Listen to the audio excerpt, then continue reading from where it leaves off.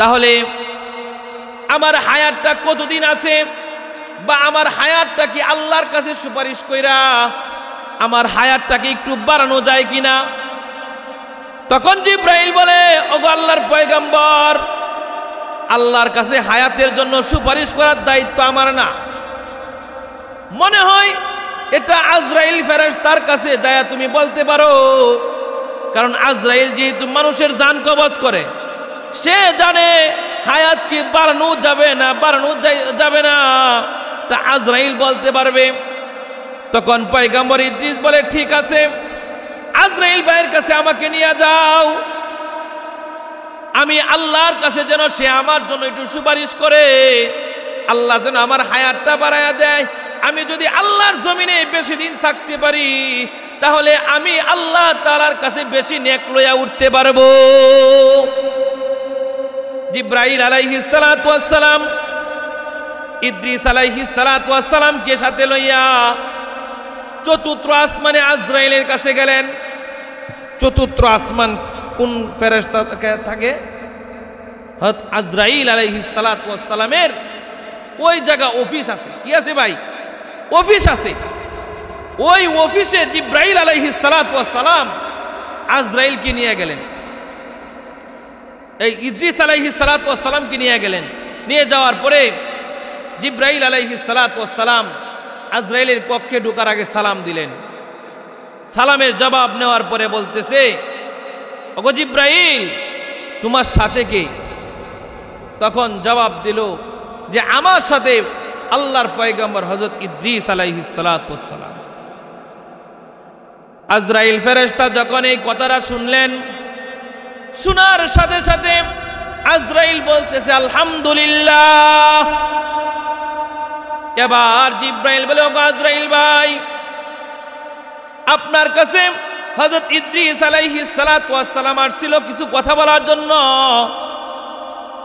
কিন্তু আপনি ইদ্রিস আলাইহিস সালাতু ওয়াস সালামকে পাওয়ার পরে আপনি কেন আলহামদুলিল্লাহ বললেন? এবার আজরাইল বলে, ওগো জিব্রাইল ভাই, আমি প্রত্যেক দিন প্রত্যেকটা মানুষের জান কবজ করি, কে কখন কোথায় মারা যাবে আমি আজরাইল তাদের জানগুলা বের করি, ওই স্থান থেকে বের করি। তাহলে মরণ আসার আগে মৃত্যুর প্রস্তুতি নেওয়া দরকার আছে না নাই? আল্লাহ তাআলা আপনাকে আমাকে এই 60-70 বছরের ছোট্ট একটা জিন্দেগি দান করলেন। এই জিন্দেগিটা যাতে আপনি আমি নেক আমল কইরা আল্লাহর কাছে পছন্দনীয় বান্দা হয়ে উঠতে পারি, এই জন্য তো আল্লাহ তাআলা দুনিয়ার জমিনে প্রেরণ করেছেন। ও মানুষ, আপনি আমি তো বুঝি না আল্লাহ তাআলা যে আপনাকে আমাকে কত মায়া কইরা কত দামি কইরা এই জমিনে প্রেরণ করেছেন। আল্লাহ তাআলা এই যে আমরা কথা বলতেছি, এই কথা বলার জবানটা কে দান করছে? জুড়ে বলেন। ওলামা ইকরামগণ আলোচনা করেছেন, এবং এখানে যারা আমার সামনে উপবিষ্ট আছেন, দূর দূরান্ত থেকে আগত মর্দে মুজাহিদ, দিন প্রেমিক, ইসলাম প্রেমিক যুবক ভাইয়েরা, বুড়া বাবারা, পর্দার আড়ালের মা ও বোনেরা, সর্বপ্রথম আল্লাহ তাআলার দরবারে শুকরিয়া আদায় করি যে রব্বে করিম আপনাদেরকে এবং আমাকে এরকম একটা বেহেশতের বাগান, জান্নাতের টুকরায় আসার বসার সুযোগ করে দিয়েছেন। সকলেই অন্তরে অন্তঃস্থল থেকে মোহাব্বত নিয়ে, বুক ভরা ভালোবাসা নিয়ে সকলেই জুড়ে সরে বলি আলহামদুলিল্লাহ। আজকের এই আয়োজনে আপনারা খুশি না বেজার? কারণ এই আয়োজনগুলো আল্লাহ তাআলার কাছে অনেক দামি। কথা বলেন ঠিক কিনা? আল্লাহ তাআলা এই দামি মজলিসগুলাতে দামি মানুষগুলাকে বসায় রাখে। আল্লাহ তাআলা দামি জিনিসগুলা আল্লাহ তাআলা দামি মানুষের কাছে পর্যন্ত পৌঁছায়া দেয়। যারা দাম বুঝে না তাদেরকে দামি জিনিস আল্লাহ দেয় নাই। কথা বলেন ঠিক কিনা? যারা মণিমুক্তা চিনে তারাই কিন্তু মণিমুক্তার কদর বুঝে। কথা বলেন ঠিক কিনা? যারা চিনে না, ঘরের সামনে মুক্তা মণি পড়ে থাকলেও ওইটার কদর তারা বুঝবে না। আজকে এই বেহেশতের বাগানে যারাই বসছেন তারা কেমন লাভবান হবেন? আল্লাহ নবী হাদিসের মধ্যে বলেন, যারা এরকম বেহেশতের বাগানে বসে থাকে কুরআন ও হাদিসের মজলিসে বসে থাকে, আল্লাহ নবী বলেন ওই মানুষগুলা যখন আখিরি মুনাজাত করে বাড়ি যাবে তো বেগুনাহ মাসুম হয়ে বাড়িতে চলে যাবে। জোরে বলেন সুবহান। তাহলে আল্লাহ তাআলা যদি আপনার আমার জিন্দেগীর গুনাহ মাফ করে দেয়, তাহলে এই সময়টা আল্লাহর জন্য দেওয়া দরকার আছে না নাই? আমরা শেষ পর্যন্ত ইনশাআল্লাহ আখিরি মুনাজাত করে বাড়ি যাব, নিজের জিন্দেগীর গুনাহ মাফ যেন আল্লাহ তাআলা করে দেয়, এই আশায় আমরা বসে থাকব। পারবো তো ইনশাআল্লাহ? আমি আপনাদের সম্মুখে যে আয়াত তেলাওয়াত করেছি ও রাসূল সাল্লাল্লাহু আলাইহি ওয়াসাল্লামের অসংখ্য হাদিস থেকে যে হাদিসটা তেলাওয়াত করলাম, কোরআন ও হাদিসকে সামনে রেখে কয়েকটি কথা বলবো। আমার তৌফিক ইল্লা বিল্লাহ। আল্লাহ তাআলা আয়াতে কারিমা বলেন, ওয়ালিকুল্লি উম্মাতিন আজাল, প্রত্যেকটা জাতির জন্য নির্দিষ্ট একটা সময় রয়েছে, প্রত্যেকটা সৃষ্টির জন্য নির্দিষ্ট একটা সময় রয়েছে। এবার বলেন, আল্লাহ তাআলা আপনাকে আমাকে সৃষ্টি করেছেন, আপনার আমার জন্য নির্দিষ্ট সময় আছে না নাই? সবার জন্যই আল্লাহ তাআলা একটা সময় নির্ধারিত করে দিয়েছে। দুনিয়া থেকে আমরা চিরকাল থাকব? কথা বলেন, আমরা কি চিরস্থায়ী এখানে? আমরা সবাই চলে যাব, কিন্তু আল্লাহ তাআলা ছোট্ট একটা জীবন দান করলেন, এই জীবনের একটা মেয়াদ দিয়া দিছে। ওয়ালিকুল্লি উম্মাতিন আজাল, আল্লাহ তাআলা বলেন প্রত্যেকটা জাতির জন্য আমি রব্বে করিম সময় নির্ধারণ করে দিয়েছি। আল্লাহ তাআলা বলেন, ও বনি আদম, আমি তোমাদেরকে সৃষ্টি করলাম, তোমাদেরকেও আমি আল্লাহ তাআলা একটা মেয়াদ দিয়া দিছি, নির্দিষ্ট সময় দিয়া দিছি। কাউকে আমি আল্লাহ তাআলা 70 বছরের মেয়াদ দিলাম, কাউকে আমি আল্লাহ তাআলা 80 বছরের মেয়াদ দিলাম, কাউকে আমি 90 বছরের মেয়াদ দিলাম, কাউকে আমি 100 বছরের মেয়াদ দিলাম।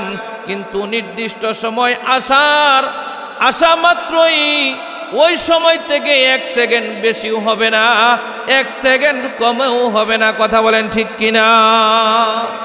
সময় মতোই চলে যেতে হবে, আমরা কেউ থাকতে পারবো না। কথা বলেন ঠিক কিনা? তাহলে আল্লাহ তাআলা এই কথাটাই বলতেছেন, সবার জন্য নির্দিষ্ট একটা মেয়াদ দিয়া দিছেন।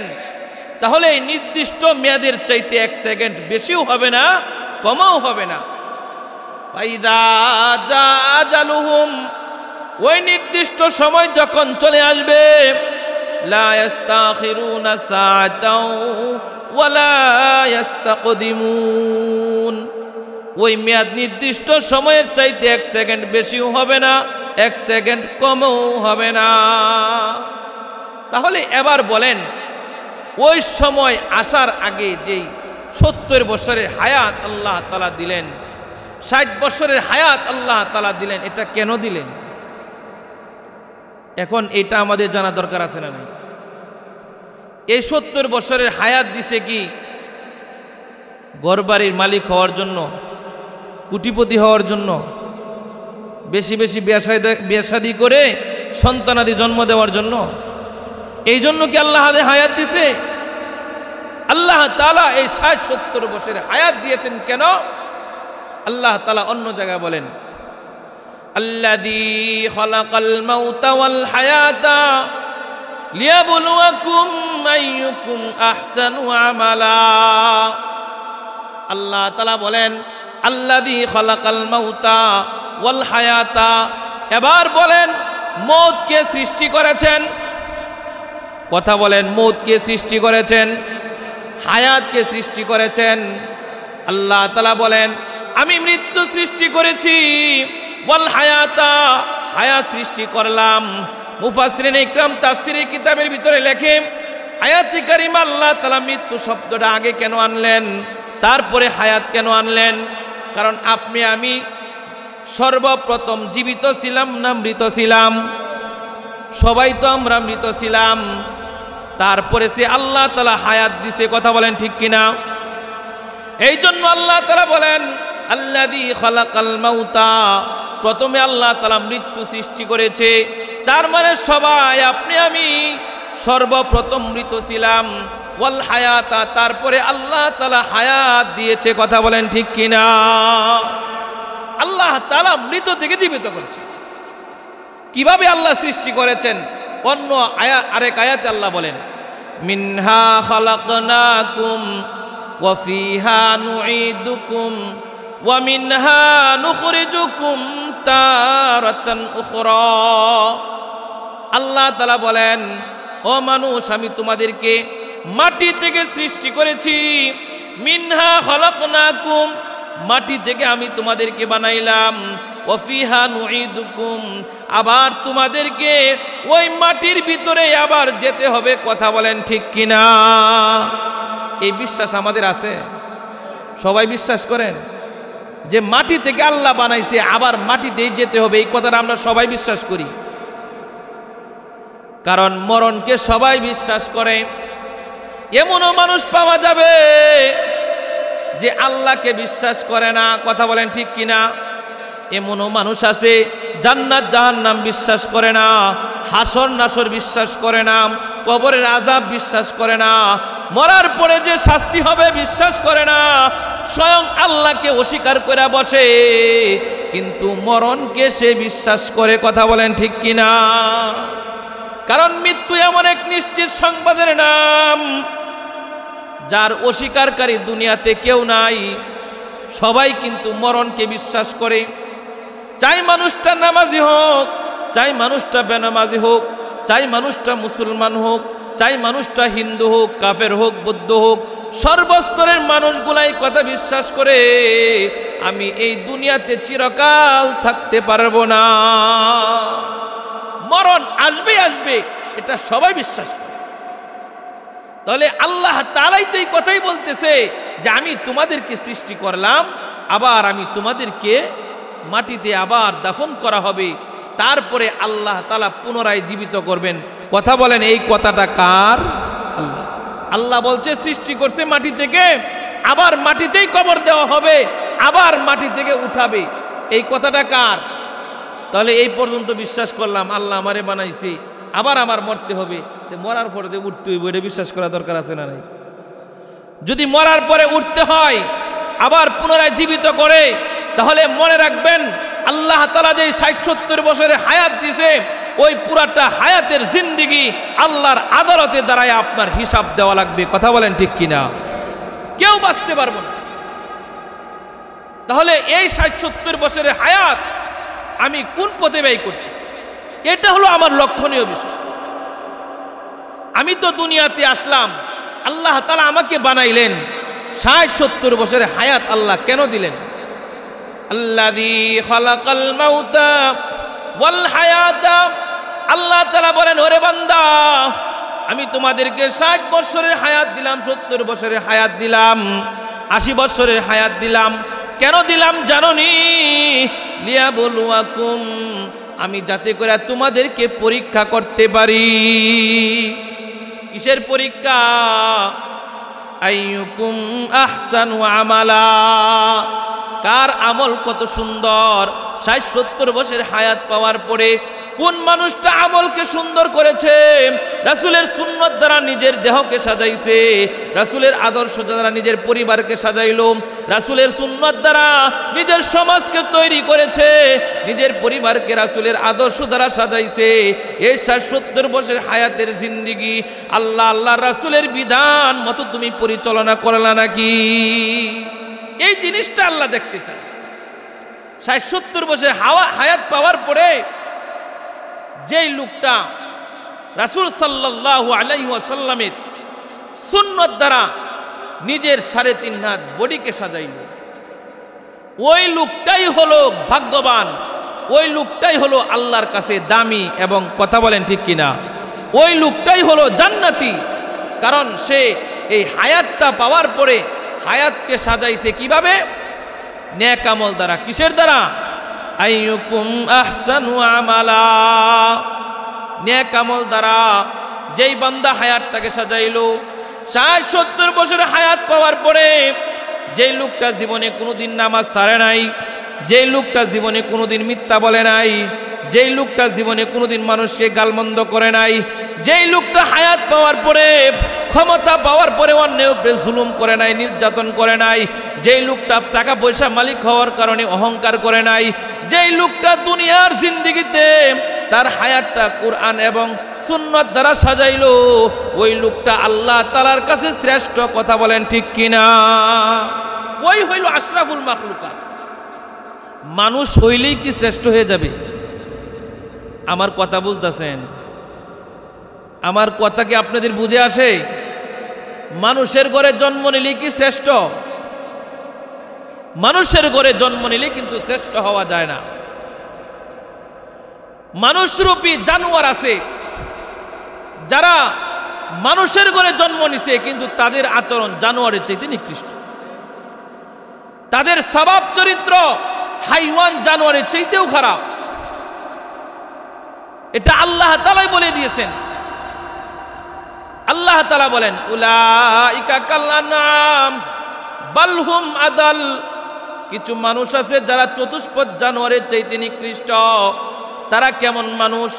তারা হলো এই 60-70 বছরের হায়াতের জিন্দেগিতে হালাল হারাম তমিজ করে নাই, অর্থাৎ সুদ ঘুষ খাইলো, বেনামাজি পুরাটা জিন্দেগি বেনামাজি কাটায়া দিল, পুরাটা জিন্দেগি মানুষের উপরে জুলুম করে কাটায়া দিল, পুরাটা জিন্দেগি অত্যাচারের ভিতরে কাটায়া দিল। অর্থাৎ তার হায়াতের জিন্দেগিতে কোনো নেক আমল পাওয়া যায় না। তার হায়াতটা শুধুমাত্র আল্লাহ আল্লাহর রাসূলের অবাধ্যর মাধ্যমে কাটাইছে। কথা বলেন ঠিক কিনা? যেই মানুষটা আল্লাহ আল্লাহ রাসূলের অবাধ্যতার মধ্যে কাটাইলো, ওই লোকটাই হলো সবচাইতে নিকৃষ্ট। কারণ আল্লাহ তাআলা তোমাকে 60-70 বছরের হায়াত দিয়েছিল তোমার আখিরাতকে সুন্দর করার জন্য, মৃত্যুর প্রস্তুতি নেওয়ার জন্য। কিন্তু 60-70 বছরের হায়াত পায়া তোমার অহংকারে আর গর্বে তুমি যা ইচ্ছা তাই করেছো, কুরআন সুন্নাহ অনুযায়ী তোমার জীবনকে গড়ো নাই। ওই মানুষটা মরণের সময় ঈমান নসিব হয় কিনা তার জন্য দুষ্কর বিষয় হয়ে যাবে। কথা বলেন ঠিক কিনা? কারণ আজকে যদি আপনার সম্পর্ক আলেমের সাথে হয়, আপনার সম্পর্ক কুরআনের সাথে হয়, আপনার সম্পর্ক মসজিদের সাথে হয়, তখন সে আপনার জবান দিয়া আল্লাহ আল্লাহর রাসূলের নাম বাইর হবে। কথা বলেন ঠিক কিনা? আর যদি আপনার সম্পর্কটা হয় গাঞ্জার সাথে, আপনার সম্পর্ক যদি হয় জহুরের সাথে, আপনার সম্পর্ক যদি হয় টিভির সাথে, তাহলে বলেন ওই লোকটা মরার সময় কি বলবে? লা ইলাহা ইল্লাল্লাহ বলবে। কারণ সে তো জীবনে লা ইলাহা ইল্লাল্লাহ পড়েই নাই। তার জিন্দেগিতে ভুলেও উস্তাকায়ও পশ্চিম দিকে পড়ে নাই। এরকম মানুষ আছে না নাই? বহু মানুষ আছে আল্লাহর দেওয়া নিয়ামত হায়াত, এই 60-70 বছরের হায়াত, যেই মানুষটা নামাজ পড়তেছে না তারও শেষ হইতেছে, আর যেই লোকটা হায়াত পাওয়ার পরে আল্লাহর ইবাদতের মাধ্যমে খাটাইতেছে তারও তো হায়াত শেষ হইতেছে। কথা বলেন ঠিক কিনা? দুইজনের মধ্যে ব্যবধান আছে না নাই? যেই লোকটা আল্লাহর ইবাদতের মাধ্যমে হায়াত শেষ করতেছে, ওই লোকটা মরার সময় হাসতে হাসতে জান্নাতে চলে যাবে। জুড়ে বলেন সুবহানাল্লাহ। আর যেই লোকটা হায়াত পাওয়ার পরে সে আল্লাহর ইবাদতের মধ্যে খাটাই নাই, ওই লোকটা মরার সময় আফসুস আর আফসুস করবে, কি করলাম কি করলাম। তার আফসোসের কোনো সীমা থাকবে না। এই জন্য এখানে যারা উপস্থিত আছেন আমি সকলকেই বলবো, মাটির উপরে থাকা কালীন আপনি আল্লাহর কাছে রুনাজারি করেন। আল্লাহর ইবাদত দ্বারা আপনি ঘরকে সাজান, আল্লাহর ইবাদত দ্বারা আপনি পরিবারকে সাজান, আল্লাহ কুরআন ও সুন্নত অনুযায়ী আপনি জীবনটাকে গড়ান। এই ছোট্ট জীবন শেষ হয়ে যাইতেছে, এই জীবনটাকে আপনি রাসূলের আদর্শ দ্বারা সাজান। কিন্তু মাটির উপরে থাকলে সাজানো সম্ভব, কবরে গেলে কি সম্ভব? কবরে গেলে সম্ভব। আল্লাহ তাআলা আপনাকে আমাকে দুনিয়ার জমিনে পাঠাইলেন, আইয়ুকুম আহসানু আমালা। আল্লাহ তাআলা দেখতে চান কার আমল কত সুন্দর। যার আমলটা যত বেশি সুন্দর হবে আল্লাহ তাআলার কাছে সেই ব্যক্তিটা তত বেশি দামি হবে। যে যত সুন্দর আমল করে যেতে পারবে সে আল্লাহর কাছে দামি বান্দা হিসাবে আল্লাহর সামনে উঠতে পারবে। এজন্য আমরা যাতে করে আল্লাহ রাসূলের বিধান অনুযায়ী জীবন গড়তে পারি, উলামায়ে কেরামদের সাথে আমাদের সম্পর্ক বাড়ানো দরকার। কথা বলেন ঠিক কিনা? অনেকের মাথা ব্যথা, মাহফিল হয় তাদের মাথা ব্যথা, অথচ সারাদিন শাস্ত্র লবয়া মানে বদনাম বলবো, দেখছস হুজুরা কোনো কায়া কাম না, একটা ব্যবসা পাচ্ছে, কয় কিনা? কথা বলেন কয় কিনা? ওর জীবনে কোনোদিন মাহফিলে বসে নাই, ওই জায়গা থেকে শুধু বদনামই গাইছি। এ জীবনে কোনোদিন মসজিদে আসে নাই, শাস্ত্রলে বৈশা তার সময় কাটায় দিছে।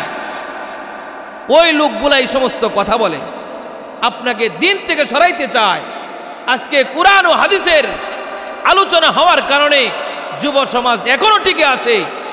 আর আপনার আমার যে অবস্থা, আম জনতার যে অবস্থা, উলামায়ে কেরাম যদি না থাকতো, এরকম ভাবে মজলিসগুলা যদি না হইতো, আরো নষ্ট হয়ে যাইতো দেশ। যেমন একজন অভিভাবকের কাছ থেকে সন্তানরা কি শিখে, আমার কথাগুলো একটু মনোযোগ দিয়ে শুনবেন। একজন পিতা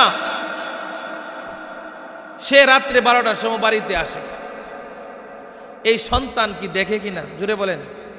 ঘরের ভিতরে যে সন্তান আছে এই সন্তান দেখে না যে বাবা রাত্রে 12টার পরে আইসা ঘরে ঘুমায়, এতক্ষণ কোথায় ছিল?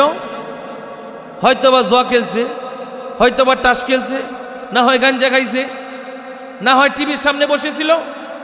এই সন্তান তার কাছ থেকে এইগুলা শিখতেছে কিনা? জোরে বলেন।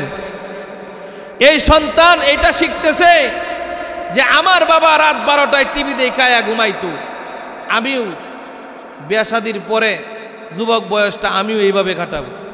শিখছে কোথায় থেকে? জোরে বলেন। তার বাবার কাছ থেকে শিখেছে। আবার দেখে বাবা রাত্রেবেলায় টিভি দেখা ঘুমায়, এই সন্তান শিখছে কিনা? এরকম ভাবে শুয়ার আগে বাবা সিগারেট খায়, সন্তান সিগারেট দেখছে কিনা? এগুলা কে শিখাইতেছে ভাই? আপনি আমি শিখাইতেছি। কিন্তু আজকে কুরআন ও হাদিসের মজলিস হওয়ার কারণে আপনার সন্তানরা কুরআন হাদিসের কথা শোনার কারণে আপনার শিক্ষাটা অত তাড়াতাড়ি সন্তান গ্রহণ করে না। কথা বলেন ঠিক কিনা? না হয় আরো নষ্ট হয়ে যাইত। এরকম ভাবে একটা সন্তান মা বাবার কাছ থেকে সর্বপ্রথম শিক্ষা পায়। বাবা যদি রাতের বেলা টিভি দেখা 12টায় ঘুমায়, গাঞ্জা খায়া যদি 12টায় ঘুমায়, দিনের বেলা যদি 10টায় উঠে, এই সন্তান ঠিকই অবিকল ওই শিক্ষাগুলা ধারণ করবে। কথা বলেন ঠিক কিনা? এরকম ভাবে বাবা 40 বছর পরে দাঁড়িয়ে রাখছে, আপনার সন্তানটাও মনে রাখবেন সে 45 বছর পরে দাঁড়িয়ে রাখবে। কারণ বাবাই রাখছে 40 বছর পরে, হ্যাঁ আরো ডাবল হইবার চেষ্টা করবে। কথা বলেন ঠিক কিনা? বাবাই দেখছে মসজিদ ধরছে 50 বছর পর, সন্তানও কিন্তু 50 বছর পরে মসজিদ ধরবে। এবার বলেন আপনার আমার দুনিয়ার জিন্দেগিতে বাঁচার কোনো গ্যারান্টি আছে নাকি? এই নিয়ত আমরা করি, এখনো সন্তান বিবাহ দেয় নাই, দাড়ি রাখার সময় হয় নাই, এখনো আমার ছেলে কি বিবাহ করে নাই, রাসূলের সুন্নাত দাড়ি রাখার সময় হয় নাই। বাবা কেউ কি বলতে পারবেন বুকে হাত ধইরা আমি 40 বছর জীবিত থাকবো, 50 বছর জীবিত থাকবো? এই কথা কি কেউ বলতে পারে? কেউ বলতে পারবে না। কারণ এটা আল্লাহ তাআলা নিজের কাছেই রেখে দিয়েছেন। মরণ কখন আসবে এটা কে জানে? আল্লাহ তাআলা জানি। এই কথাটা আল্লাহ তাআলা গোপন রেখে দিয়েছেন, কাউকে জানান নাই। কিন্তু মরণ আসবে আসবে এটাই নিশ্চিত। কথা বলেন ঠিক কিনা? আল্লাহ তাআলা বলেন ইন্নাল্লাহা ইনদাহু ইলমুস সাআহ ওয়া ইউনাজ্জিলুল গায়স ওয়া ইয়ালামু মা ফিল আরহাম ওয়া মা তাদরি নাফসুম মাযা তাকসিবু গাদা ওয়া মা তাদরি নাফসুম বিআই আরদিন তামুত। আল্লাহ তাআলা এমন কিছু ইলম আছে যেগুলা স্বয়ং আল্লাহ নিজের কাছে রেখেছেন, কোন নবী রাসূলকে জানায় নাই। তার ভিতরে 5টা ইলম এরকম যে ইলমগুলা আল্লাহ তাআলা নিজের কাছে রেখে দিয়েছেন। 1 নাম্বার ইন্নাল্লাহা ইনদাহু ইলমুস সাআহ, কিয়ামত কখন হবে এটা কে জানে? আল্লাহ তাআলা জানে। আল্লাহ তাআলা কিয়ামতের সময় কাউকে জানায় নাই। আল্লাহ তাআলা নিজের কাছে রেখে দিয়েছেন। 2 নাম্বার ওয়ায়ুনাজ্জিলুল গাইস, বৃষ্টি কখন হবে কোথায় হবে এটা কে জানে? জোরে বলেন, আল্লাহ তাআলা জানে। 3 নাম্বার ওয়ায়ালামু মা ফিল আরহাম, মায়ের পেটে সন্তান ছেলে হবে না মেয়ে হবে এটা কে জানে? আল্লাহ তাআলা জানে। দুনিয়ার কাউকে আল্লাহ তাআলা এই ইলমগুলো দেয় নাই। 4 নাম্বার ওয়ামা তাদরি নাফসুম মাযা তাকসিবু গাদা, আগামীকাল কে কখন কোথায় খাবার খাবে এটা কে জানে? কার রিজিক কোথায় আছে, সে কখন কোথায় খাবার খাবে এটা আল্লাহ তাআলাই ভালো জানে। কথা বলেন ঠিক কিনা? 5 নাম্বার ওয়ামা তাদরি নাফসুম বিআই আরদিন তামুত, 5 নাম্বার কে কখন কোথায় মারা যাবে এটা কে জানে? জুড়ে বলেন। কারণ আল্লাহ ছাড়া কেউ জানে না আপনি আমি কখন মারা যাব, কোথায় মারা যাব, এটা আল্লাহর ইলমে আছে, কিন্তু আপনি আমি বলতে পারি না। 80 বছরের বৃদ্ধা বাবা তুমি জীবিত থাকতে পারো, আবার 25 বছরের টকবগে যুবক তুমিও কিন্তু দুনিয়া ছেড়ে চলে যাইতে পারো। কথা বলেন ঠিক কিনা? এটা আল্লাহ তাআলাই ভালো জানে।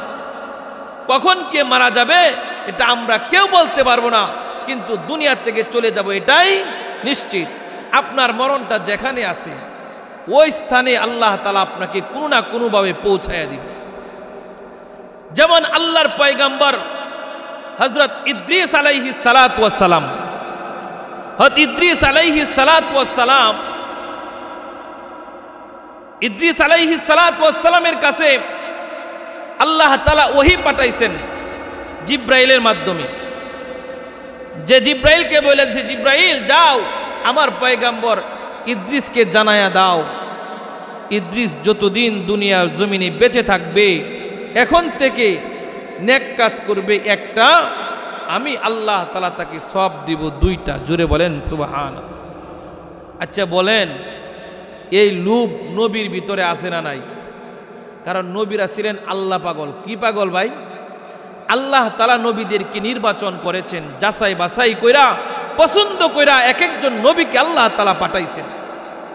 তাহলে নবীরা এমন ছিলেন, আল্লাহ যদি জাহান্নামে থাকে নবীরা জাহান্নামে যাইতে রাজি। কথা বলেন ঠিক কিনা?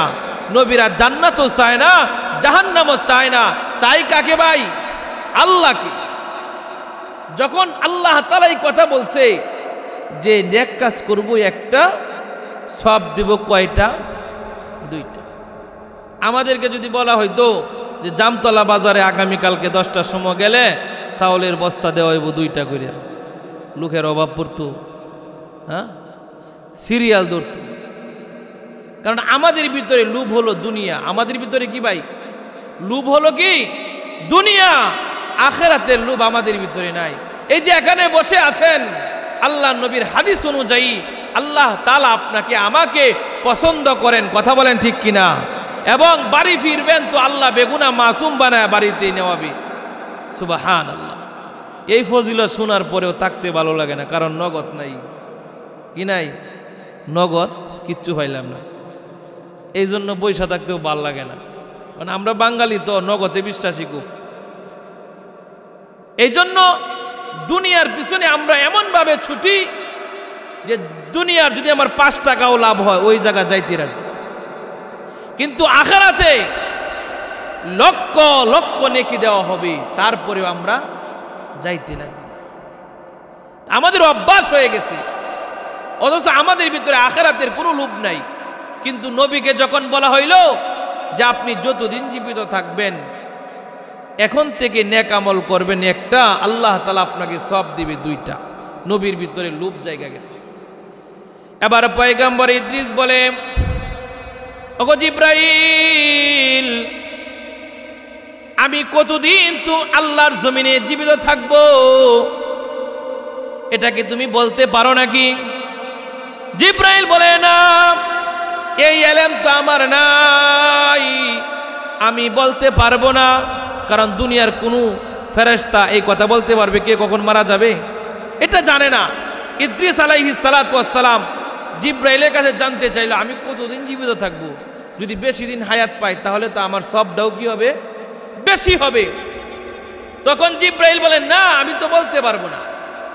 পয়গাম্বর ইদ্রিস বলে তাহলে আমার হায়াতটা কতদিন আছে, বা আমার হায়াতটা কি আল্লাহর কাছে সুপারিশ কইরা আমার হায়াতটাকে একটু বাড়ানো যায় কিনা? তখন জিব্রাইল বলে ওগো আল্লাহর পয়গাম্বর, আল্লাহর কাছে হায়াতের জন্য সুপারিশ করার দায়িত্ব আমার না, মনে হয় এটা আজরাইল ফেরেশতার কাছে যায় তুমি বলতে পারো। কারণ আজরাইল যেহেতু মানুষের জান কবজ করে, সে জানে হায়াত কি বাড়ানো যাবে না যাবে না, তা আজরাইল বলতে পারবে। তখন পয়গম্বর ইদ্রিস বলে ঠিক আছে, আজরাইল ভাইয়ের কাছে আমাকে নিয়ে যাও, আমি আল্লাহর কাছে যেন সে আমার জন্য একটু সুপারিশ করে, আল্লাহ যেন আমার হায়াতটা বাড়ায়া দেয়। আমি যদি আল্লাহর জমিনে বেশি দিন থাকতে পারি তাহলে আমি আল্লাহ তাআলার কাছে বেশি নেক লইয়া উঠতে পারবো। জিব্রাইল আলাইহিস সালাতু ওয়াস সালাম ইদ্রিস আলাইহিস সালাতু ওয়াস সালামকে সাথে লইয়া চতুর্থ আসমানে আজরাইলের কাছে গেলেন। চতুর্থ আসমান কোন ফেরেশতা থাকে? হযরত আজরাইল আলাইহিস সালাতু ওয়াস সালামের ওই জায়গা অফিস আছে। কি আছে ভাই? অফিস আছে।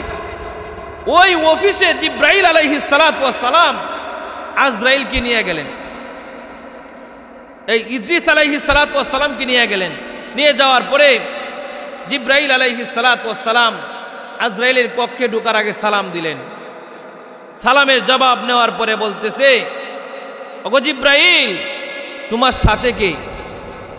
তখন জবাব দিল যে আমার সাথে আল্লাহর পয়গম্বর হযরত ইদ্রিস আলাইহিস সালাতু ওয়াস সালাম। আজরাইল ফেরেশতা যখন এই কথাটা শুনলেন, শোনার সাথে সাথে আজরাইল বলতেছে আলহামদুলিল্লাহ। এবার জিব্রাইল বলে ওগো আজরাইল ভাই, আপনার কাছে হযরত ইদ্রিস আলাইহিস সালাতু ওয়াস সালাম আসছিল কিছু কথা বলার জন্য, কিন্তু আপনি ইদ্রিস আলাইহিস সালাতু ওয়াস সালামকে পাওয়ার পরে আপনি কেন আলহামদুলিল্লাহ বললেন? এবার আজরাইল বলে ওগো জিব্রাইল ভাই, আমি প্রত্যেক দিন প্রত্যেকটা মানুষের জান কবজ করি, কে কখন কোথায় মারা যাবে আমি আজরাইল তাদের জানগুলা বের করি, ওই স্থান থেকে বের করি। তাহলে মরণ আসার আগে মৃত্যুর প্রস্তুতি নেওয়া দরকার আছে না নাই? আল্লাহ তাআলা আপনাকে আমাকে এই 60-70 বছরের ছোট্ট একটা জিন্দেগি দান করলেন। এই জিন্দেগিটা যাতে আপনি আমি নেক আমল কইরা আল্লাহর কাছে পছন্দনীয় বান্দা হয়ে উঠতে পারি, এই জন্য তো আল্লাহ তাআলা দুনিয়ার জমিনে প্রেরণ করেছেন। ও মানুষ, আপনি আমি তো বুঝি না আল্লাহ তাআলা যে আপনাকে আমাকে কত মায়া কইরা কত দামি কইরা এই জমিনে প্রেরণ করেছেন। আল্লাহ তাআলা এই যে আমরা কথা বলতেছি, এই কথা বলার জবানটা কে দান করছে? জুড়ে বলেন, এই জবানটা কে দিয়েছে? চিল্লায় বলেন কে দিয়েছে? আল্লাহর দেওয়া জবান দ্বারা আমরা আল্লাহকে একটু ডাক দিতে পারবো তো ইনশাআল্লাহ? সকলে বলেন আমাদের মালিক কে? আবার বলেন আমাদের মালিক কে? আল্লাহ। আল্লাহ আল্লাহর নামটা এত মধুর, আল্লাহর নাম জবানে যতবার উচ্চারণ করবেন ততবার দিলে শান্তি আসে। কথা বলেন ঠিক কিনা? আল্লাহ তাআলা এই জবান দান করেছে, এই জবান দ্বারা কোনো বান্দা যদি আল্লাহকে আল্লাহ বলে একবার ডাকে আল্লাহ তাআলা কত খুশি হয়। আল্লাহ তাআলা ফেরেশতাদেরকে বলতে থাকে, ও ফেরেশতারা, দেখলি তোমরা তো বলেছিলে আমার বান্দাকে দুনিয়ার জমিনে না বানাইতে, কিন্তু আমার বান্দাকে আমি বানায়া দুনিয়াতে ছাড়লাম। আমি আমার বান্দাগুলাকে এত দুর্বল করে বানাইলাম, এই বান্দাগুলাকে দুনিয়ার জমিনে প্রেরণ করার পরে দেখলি আমাকে তারা ভুলে নাই।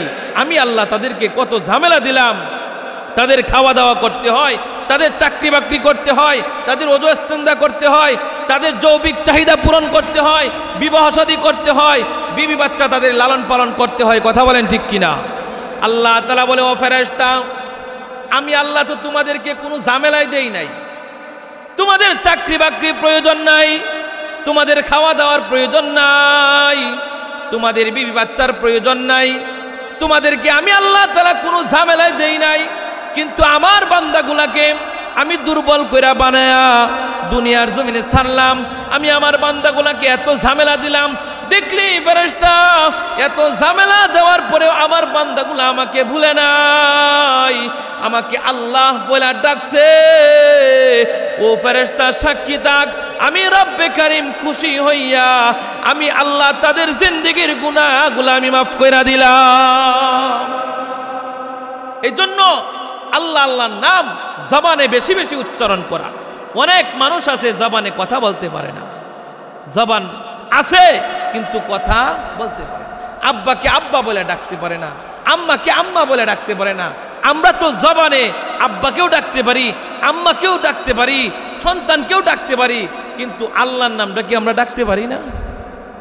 সবাই একটু জিকির করি। আল্লাহ তাআলা দান করলেন চক্ষু, শুধু আমরা শুধু দেখি না, আল্লাহর সৃষ্টি শুধু দেখি না, এই চোখের ভিতরে আল্লাহ তাআলা পানি দিয়েছে। কথা বলেন ঠিক কিনা? যদি কোনো বান্দা তার জিন্দেগীর গুনার জন্য চোখ থেকে এক ফোঁটা পানি ফালায়া আল্লাহর কাছে মাফ চাইতে পারে, হাদিসের মধ্যে আসছে বান্দা জিন্দেগীর গুনাহের জন্য চোখের পানি নাকের ডগায় আসার আগেই আল্লাহ তার বান্দার জিন্দেগীর গুনাহ মাফ কইরা দেয়। মানুষ আমরা বুঝি না, এই হায়াত পাওয়ার পরে দুনিয়াতে আমরা সময় নষ্ট করতেছি, কত কথা আমাদের জবান দ্বারা বাইর হয়, আল্লাহর নাম বাইর হয় না। এই চক্ষু দ্বারা আমরা কত জিনিসগুলা দেখি, কোনোদিন আল্লাহর কুদরতের কোনোদিন চিন্তা করি না, এবং আল্লাহর কাছে চোখ থেকে পানি ফালাইতে রাজি না। কথা বলেন ঠিক কিনা?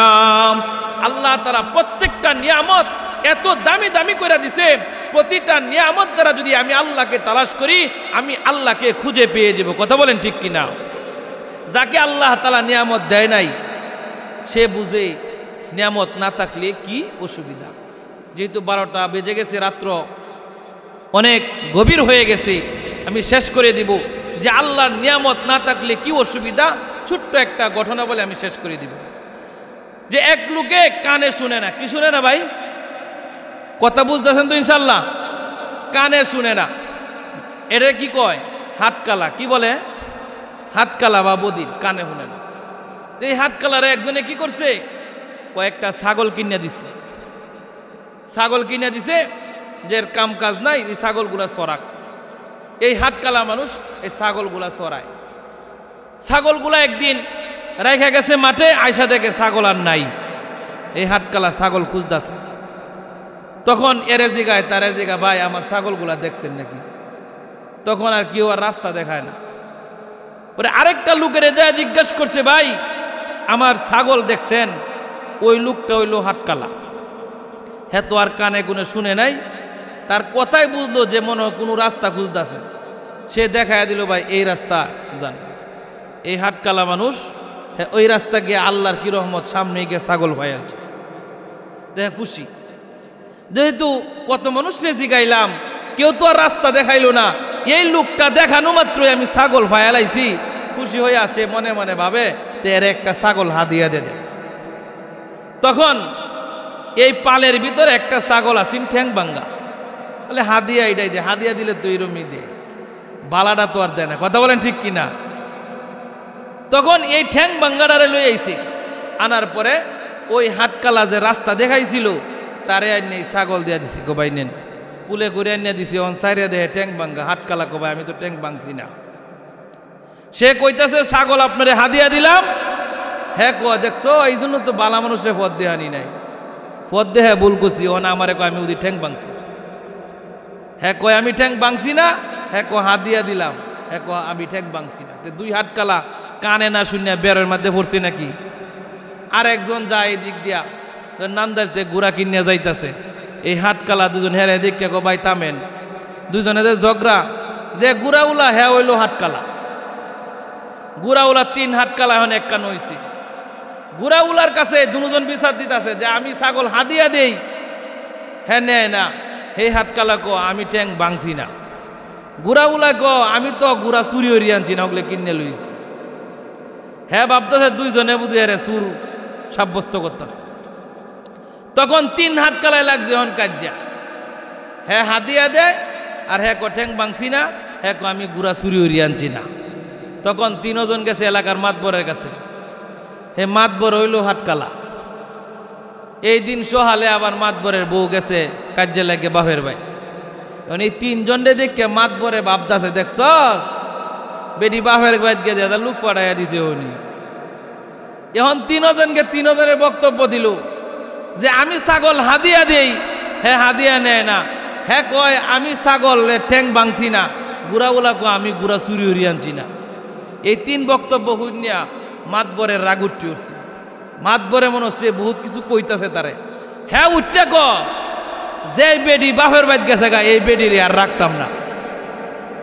বুঝেন কানে না শুনলে অসুবিধা আছে নাকি? 4 জন কানে শুনে নাই, যার জন্য এত বিপদে পড়ে গেছে। আর আপনি আমি কানে শুনতেছি, এই কানে আমি অশ্লীল ছবিগুলা গানগুলা শুনে শুনে ঘুমাইতেছি। এরকম যুবক আছে না নাই? এত সুন্দর নিয়ামত আল্লাহ তাআলা দিয়েছেন, এই কানে আমি কোরআন তেলাওয়াত শুনবো, এই কান দ্বারা মসজিদের আজান শুনে আমি মসজিদে আসবো। কথা বলেন ঠিক কিনা? আল্লাহর নিয়ামতগুলা আমি আল্লাহর জন্য অক্ষ করে দেই, আল্লাহর জন্য কাজে লাগাই, তাহলে আপনি আমি দামি মানুষ হইয়া আপনার আমার মরণটা সুন্দর হবে। কথা বলেন ঠিক কিনা? এরকম ভাবে আপনার আমার কাঁধে কিরামান কাতিবিন 2 জন ফেরেশতা আছে না নাই? কিরামান কাতিবিন ফেরেশতারা আজরাইলকে দেখাও সাক্ষী দিবে যে আজরাইলকে বলবে আজরাইল ভাই এ আমার এমন বন্ধু, তার সাথে আমি এত সময় কাটাইছি, সে তার মায়ের সাথেও এত সময় কাটাই নাই, তার বোনের সাথে এত সময় কাটাই নাই। এ আমার দুস্থ, এ নেককার মানুষ, একে জানটা এমন ভাবে বাহির করবা যাতে সে কোনো টের না পায়। জোরে বলেন সুবহানাল্লাহ। কিরামান কাতিবিন ফেরেশতা নেককারের পক্ষে হয়ে সাক্ষী দিবে। আর যদি বদকার হয় তখন বলবে এ আমারে বহুত জ্বালাইছে, তাসকেলায় লইয়া বৈশা রইছে, সিনেমার সামনে বৈশা রইছে, গানের আড্ডায় বৈশা রইছে, আমি আল্লাহর নাম নিতে পারি নাই, আমাকে খুব কষ্ট দিছে। ও আজরাইল আজকে তার জানটা সেরকম ভাবে ভয়াবহ সুরতে বের করো। তখন আজরাইল যদি এরকম কিরামান কাতিবিন ফেরেশতা যদি আজরাইল কাছে এরকম ভয়ঙ্কর সাক্ষী দিয়া দেয়, বুঝেন আপনার আমার মরণটা কেমন হবে।